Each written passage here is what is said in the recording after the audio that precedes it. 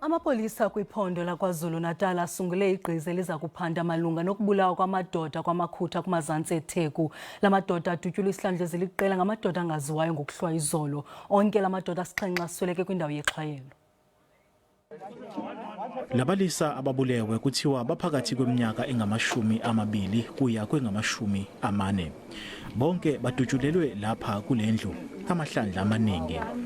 Omakhelwane bathi bazwe kuqhuma isibhamu kepha ababonanga lutho. Isihlobo zithi zisakhungathekile.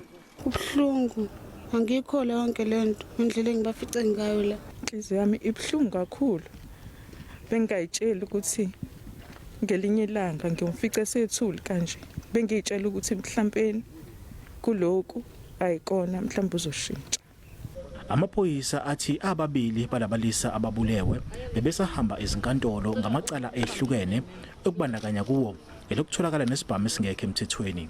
AbakwaSidlodlo basigxekile lesenzo. So far sikwazile ukuthi sithole ama-drugs ngoba sikwaze ukuthi la befele khona nangaphansi kwemizimba yabo sikwazi ukuthola amaphasela ehunga awu-29 nama-drugs amaphilisi ecstasy awu-25. Akekho osaboshiwe njengamanje ngalesigameko. NginguSimphiwe Makhanya wezindaba ze-SABC, KwaMakhutha.